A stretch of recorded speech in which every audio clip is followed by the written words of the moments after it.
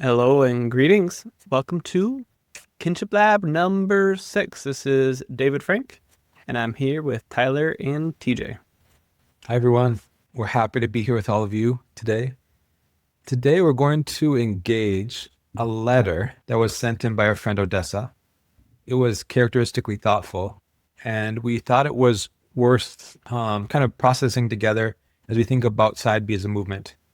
It originated as a response to, I think, our first episode, our first Kinship Lab, which was on the project of Side B, basically. And Odessa offered some key thoughts that I think she kind of suggested to us as a way to think about Side B as a project, what it is or what it could be or what it should be. And we just wanted to reflect on it. We had in our communications in the past several months, we had just mentioned we're interested in thinking more through this, and we're happy to just think together on some of the important points she brought up. Um, Maybe we should provide a brief summary of the letter since the listeners won't have access to the letter itself. So, is that okay? Well, You guys fine And with that? and maybe super short synopsis of that first Kinship Lab episode. Feel free to go talk about it. But it was coming out of the Conversations from the Table, which was a collection of different organizations, different Side B organizations and ministries, kind of leaders within it, just to try to start kind of saying, how can we move forward together? Are there obstacles to that? What are the opportunities? How can we be strengthening one another? And so it's just reflecting upon that and the greater Side B project. And I think we had mentioned in there that there's thoughts around still needing to just define Side B and ideas around having a kind of a shared potentially covenant for this still semi-young movement of Side B to, have some self-understanding of who we are, and what our common commitments, promises, and values are. And now go ahead and you want to summarize some of Odessa's reflections? Yeah. And I will start by saying this will be a two-part episode, and the first part will likely be focused on Odessa's um, broad idea that we were going to wrestle with, and then we'll considering focusing on the second part on particular topics or areas related to this idea, like more explicitly, what can I say, more Kind of explicit like how the rubber like meets the road conversation. in Yeah, certain things that the Side B inside movement's B. wrestling with. Yeah, yeah. So I will start the summary. So the first distinction that Odessa brought up in this letter to us after reading or listening to our episode was thinking about this distinction between celebrating goods and enforcing boundaries. Odessa offered that side B is cloudy on this current distinction, but this seems to be something that needs to be understood because even though both involve making a strong and normative articulation of value, they produce very different relational architectures. One could invite the focus of celebrating a good in Odessa's mind invites people to a vision. A community organized around enforcing these boundaries tends towards surveillance and discipline, even if it doesn't intend to. And some part of what I think motivated Odessa to come to us and bring up these questions, bring up these thoughts, was that engaging with side B churches that profess side equality but don't know how to handle people who have transitioned. And Odessa brought up a recent example of a friend who hasn't been responded to well in any church that had a side bisexuality, apparently, side bisexual view, but didn't really know how to engage trans people. Odessa appreciated the covenant language we talked about in the episode, but noticed that because the covenant language kind of straddles on both enforcement and celebrating goods, sorry, enforcement of boundaries and celebrating goods, it can generate harm, especially for trans and gender diverse people, though not only. And Odessa mentioned the movement hasn't yet defined what is meant by man and woman by building accountability, structural, and sexual ethics that depend on these definition. The ambiguity in that particular instance can become a source of harm. So instead, Odessa offered this sort of discernment framework, this alternative framework for us to think through. What if we conceptualize the Side B project as a discernment toolkit rather than a confessional movement? So this would allow, we can get into the more what this means, but basically a idea that it should be less on focusing on these boundaries, but more focusing on these common goods that are being celebrated. And I think Odessa thinks this can help Side B kind of work to reach out to people that it's trying to engage.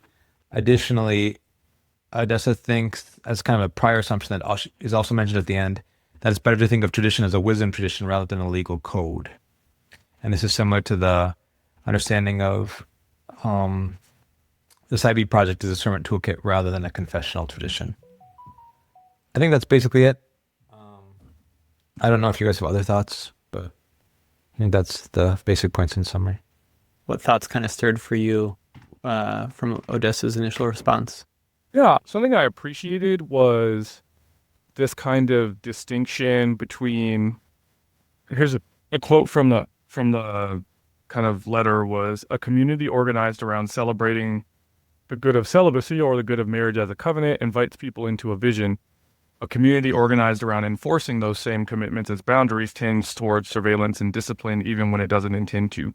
I think, yeah, there's something, even if I'm going to like have maybe some critiques about that dichotomy, once we get to that section of our conversation here, I definitely think that there are ways in which churches fail to invite people into vision and sort of just establish these rules to follow, such that what it means to follow Jesus is to be like kind of perfectly behaved or something like that, where to the degree where like you sort of, as a pastor or as a speaker or as like a thinker within the movement, if like the congregation is sort of discipled into obedience and like what it means to like be a Christian or a follower, to have like perfect rule following, essentially, rather than to learn how to think in a particular way, like learning how to think like God, and to be invited into the vision of here's how you learn to think like God. It's kind of the difference between like childhood and adulthood. Like when you're a young child, you are supposed to follow the rules, but you're supposed to follow the rules for a reason, like for a purpose. And the broader purpose is that your parents are trying to shape how you think or shape your foundational values, such that when you're like 30, 40, 50, you're not just like looking to your parents to just tell you what to do, but instead they have like filled you and shaped you and molded you to think a certain way so that you can exercise wisdom to like act in the way that your parents might act in their wisdom. I hope that makes sense. But yeah, I sort of get the sense sometimes that like Christians, I think I'm particularly talking about in my experience, there are certain pockets or something of evangelicalism where it's like there is a kind of remaining infantilized because people are like not learning how to think for themselves or discover desires and to be like led by desires which have been conformed to the image of Christ, but instead people are just like, what is the rule? Tell me the rule so I can follow the rule. And I think, yeah, maturity just doesn't, I don't think maturity kind of operates in the same way. So I was kind of glad to see Odessa kind of like put a finger on that. Mm-hmm. And I think this probably happens in a lot of denominations, but in any kind of church group where you have those who are really focused on boundary keeping and you have those who are kind of focused on mission. And so I see Odessa's comments kind of naming what I see as problematic, where groups can be just so focused on like dotting the I's and crossing the T's that they don't know how to like work with others who are slightly different for the sake of the greater good, of like, we actually agree on so much and we have work to be doing. why aren't we partnering together and working on that?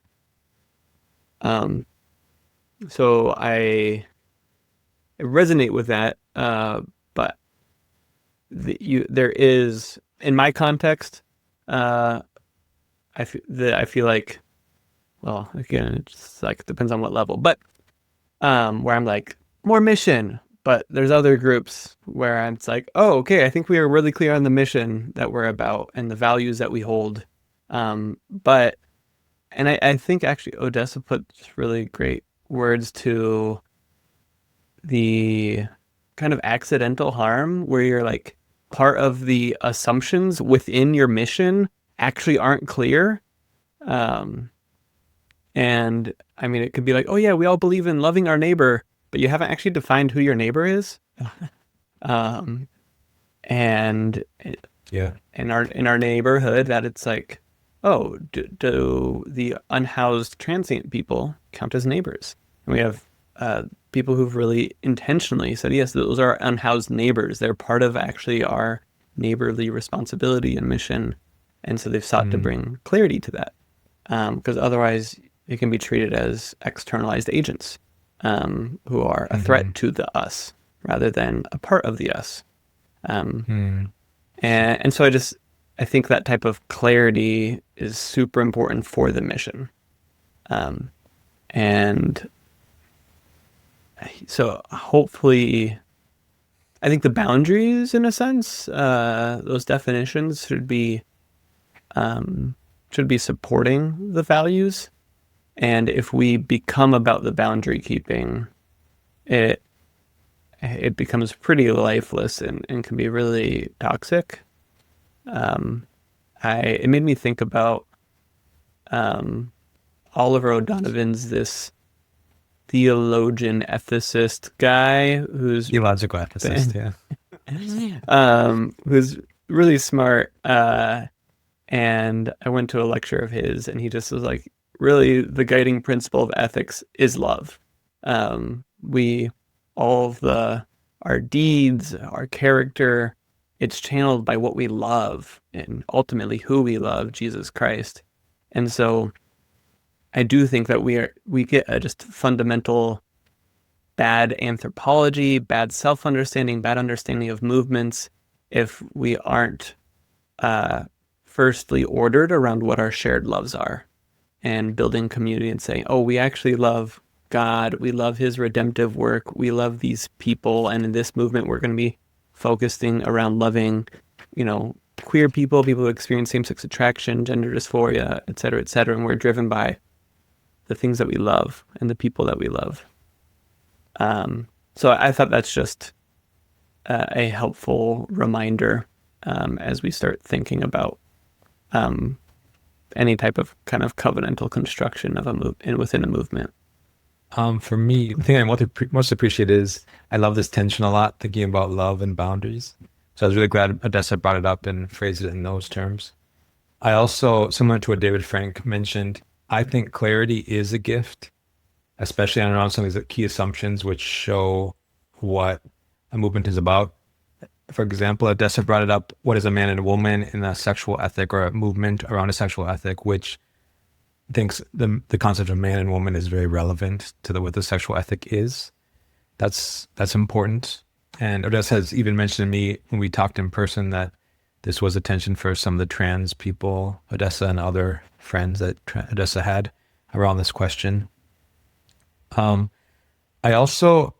really appreciate these two categories being brought up when thinking about tradition. Tradition as a wisdom tradition and as a legal code. I think Odessa and I might draw the boundaries differently when we think about the two categories.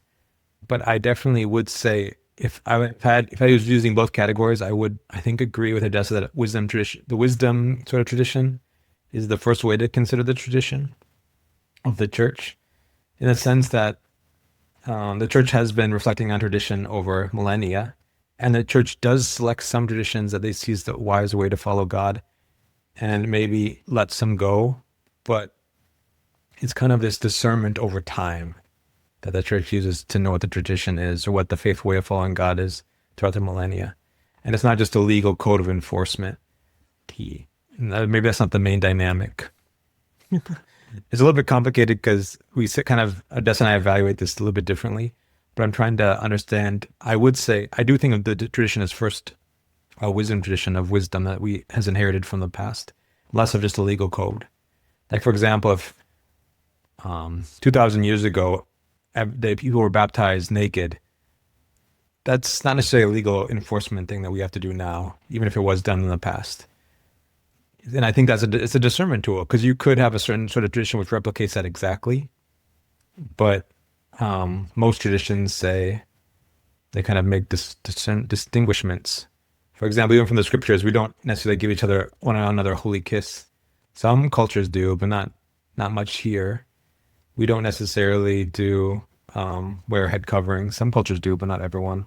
So there's always discernment in any sort of tradition about what is authentic or needed versus what's not. And I think wisdom tradition gets to that more than just the dynamic of legal code enforcement. Those are some things that I really appreciated from the letter that was shared. So I think a lot of this discernment comes around to, again, what is the exact thing that we're trying to form? So as I think around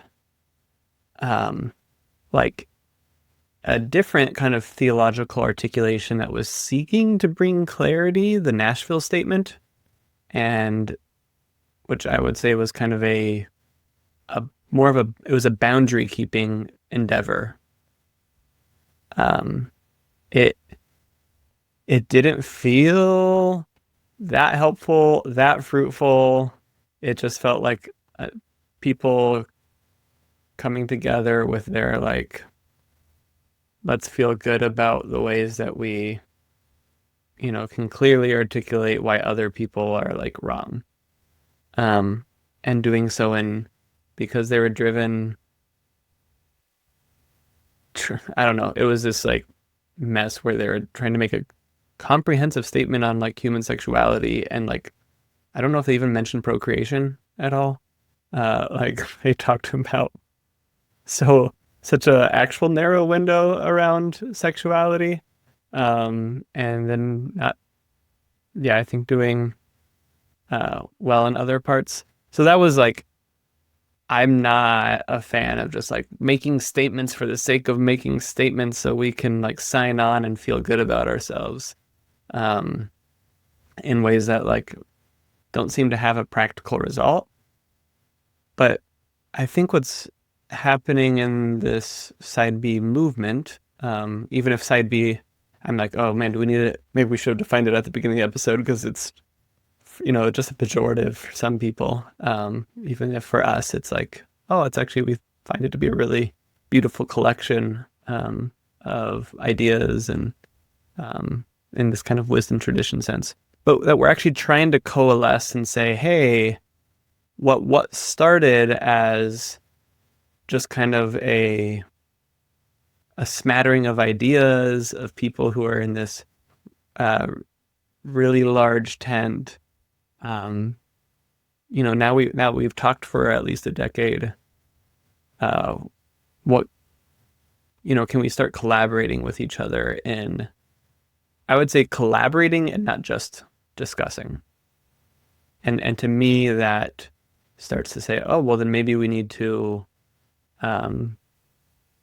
set the terms a little bit more, and in the same way that organizations build their own kind of policies and values, that we're trying to say, well, what can we be together that's not as narrow as every individual ministry and organization, but is something that can be named.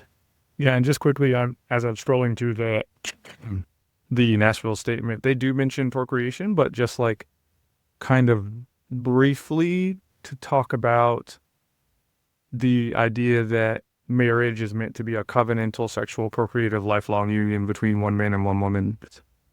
But it just sort of misses all these important goods that I actually feel like the side B movement has highlighted, like the goods of friendship, the goods of same-sex love, albeit non-sexual love, right? Yeah. The goods of celibacy. There's all these goods. it's like their assessment of the goods that ought to be highlighted in this conversation around sexuality and marriage is just like incredibly culturally conditioned and like shaped by, an overemphasis on the biological or nuclear family. And I just kind of get the sense they're not aware of those biases. So there also is like a kind of lack of definitions often. It's like they use the term transgenderism.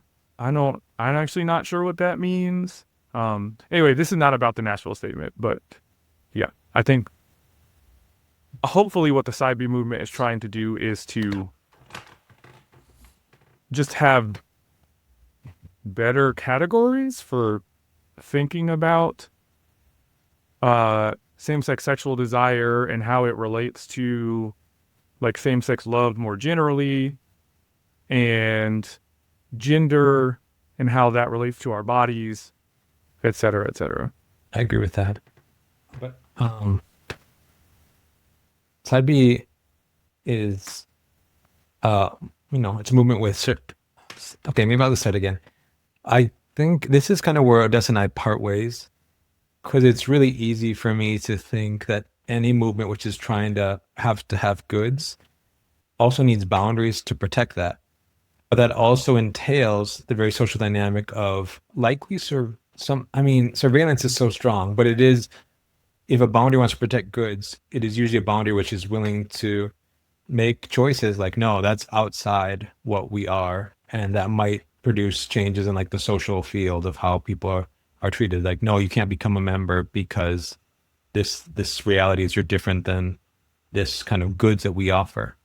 And I see that because the way I think about the world, at least, is if you have a good and you want it to be protected or continued, then you have this understanding is there can be ways that good can fail or fall if it's not protected in a certain way, if it's not held. Like you can have if you have any social movement, if you start letting go of some goods, you say it's not important to protect them. Your movement can change if people can come in and just take over through voting or just through force or whatever. And that's something that can happen and is probably bad if you're trying to continue this good. Another thing is I tend to think of households. Households have to set boundaries if they want their household life to continue.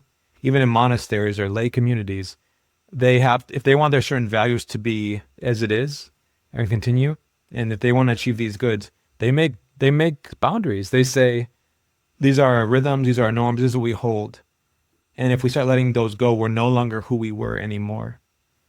So I think Odessa, when I read the letter, it seemed like Odessa was on the side of these forms of boundaries exclude people, which they can. And Odessa also offered the example of her friend who was excluded because of her being trans. And I don't know the details, but on the face of it, I might say that's a wrong use of exclusion. But for me, it doesn't rule out that there can be boundaries of exclusion from the very beginning in some ways. It just depends what exclusions we are. And Odessa brought up this point around same-sex marriage. Can same-sex marriage be condemned if you have these goods of what marriage is? And for me, I would say, yeah, like I can condemn it as a not good ethical decision, or I can condemn it as not side B. And that would exclude some people from being part of the movement or being part of the way of thinking, or yeah. And churches use that to distinguish some people from being members if they hold that belief. And it's hard for me to think why the sheer fact that some people are excluded to me doesn't make me feel like it's a bad thing in principle. It's maybe I'm willing to draw those judgments. So yeah, the danger, I think, one in our at least my generation, that inclusion is a strong value and like not hurting people's feelings. The kind of almost the Hippocratic oath of society of do no harm. And so it's like, we really try to avoid doing harm. Odessa nicely comments that also lack of clarity leads to harm as well, where there's not a clear, if you're not clear about whether someone's included or excluded, then that ambiguity will end up doing harm too. But then the risk of like drawing,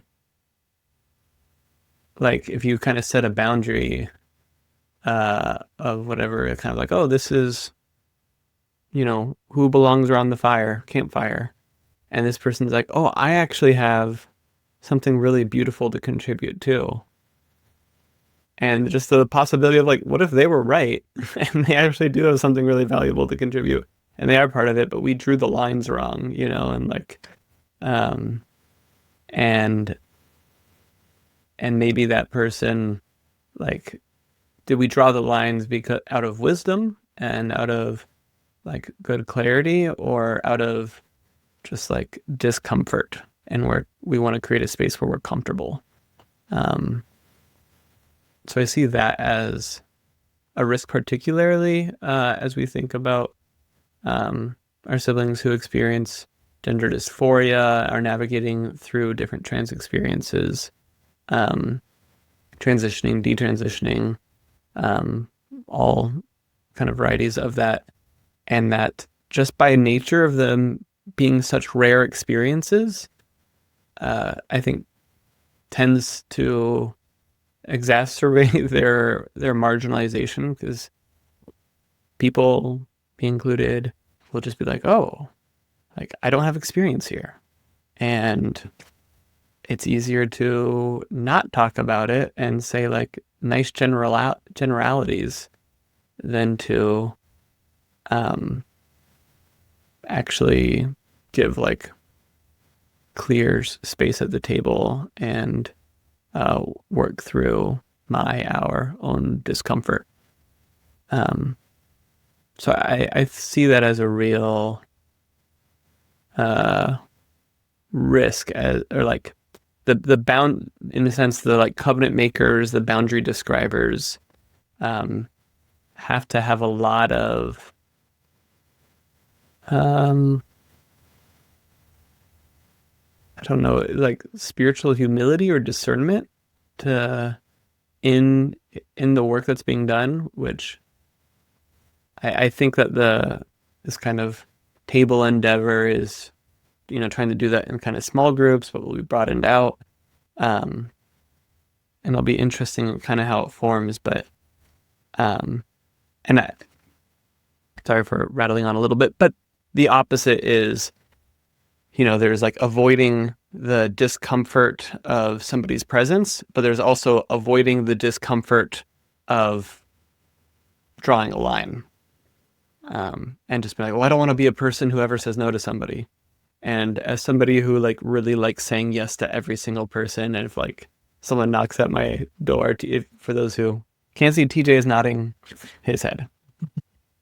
Because he lives with me and he knows I want to invite everybody to the table, and we will, squeeze more butts onto seats than we have. We'll make it work. I also think there's like so I mentioned earlier I was going to like critique the dichotomy between celebrating goods and enforcing boundaries, because I actually think that boundaries can be conceived of as goods, right? Like particular limits on behavior that doesn't belong in the kingdom of God. Like we can celebrate that violence or that exploitation or like greed or lots of other things like are not found among, or like are like ought not to be found among God's people, and that's a good thing.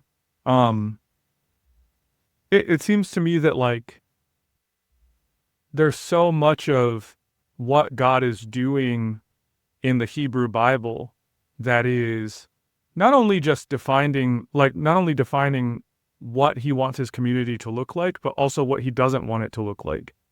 And I think also a part of becoming like God, which is, I think that is the thing that Christian discipleship points to, or at the very least, like learning to image God well in the world, that involves us making judgments, like determining like what is of God versus like what isn't of God. I mean, it's like the whole entirety of apophatic theology is about determining like what isn't of God as a sense of like helping us to get greater vision of the contours of like what God is actually like. And so it just seems like there's so many things about good order in society and in the body of Christ that have to do with learning to celebrate boundaries as goods and learning to do the difficult work of protecting the goods of certain boundaries. Like, one more example of this would be like, if we wanted to celebrate that the Christian movement is a nonviolent movement, that good is definitionally a boundary because it's saying that in this movement, we don't practice violence. And so if you want to be able to celebrate that aspect of a Christian movement, it sort of involves celebrating this boundaried nature of the Christian movement. I wonder then if the nature of any sort of declaration of a judgment, anything you say is a good, does that basically automatically produce a boundary? For example, if we say like the way of God is not greed, that kind of produces a boundary that, I mean, I could say the way of God is generosity. That kind of produces the opposite boundary is not greed. And that kind of can become a factor of how we include or exclude actions or people sometimes, depending on the situation. Even I was going to go also to side B. One thing side B, we exclude ex-gay theology around that these techniques can produce a change and make someone straight. And that's a normative way that people should go to pursue being like God or being holy. We exclude that as part of our self-definition. And that leads that we'll exclude people who have that theology, that ideology from being side B. And that probably means we might exclude them from speaking in some spaces or being in some spaces. But I mean, that's part of the definition of who we are too. So it seems like that exclusion shows who we are. I also think in this conversation, like let's say we talked about trans people, I think side B should exclude like transphobes, right? People who are angry or violent towards trans people. But also there's complicated questions around the experience of gender that side B has to wrestle with, where people will draw different lines. That's also the case. But yeah, I mean, I can't imagine any social movement or position which doesn't make boundaries to exclude some and then include others. Because would it be a movement anymore that we could actually recognize if it allowed all things to come? Like all people or all ideas to come into what it is? I also think the kingdom of God it seems like it excludes even as it includes. Tyler, you have a question or thought? Just how it's difficult to imagine how we might be a prophetic movement as well without being able to not just exclude things which are not of God or things which are not within God's vision for human flourishing, but to condemn things which are not within God's vision for human flourishing. It's not that the prophets spend all their time doing condemnation, but it certainly is a tool that they have to be able to utilize to shepherd God's people towards God's will for his people. And so like, again, as a movement, the reason I'm thinking about this is because Odessa mentioned in the letter, kind of going back to what was said about same-sex marriage, the project itself can remain agnostic to these, to a diversity of doctrinal or behavioral boundaries. Like, we can be a movement that doesn't consider same-sex marriage just because same-sex marriage is not a part of our tradition historically, but it doesn't need to condemn same-sex marriage either. It just seems to me that that's not a thing that we would say about like sexual violence, about transphobia, about sexual exploitation, about pornography, et cetera, et cetera.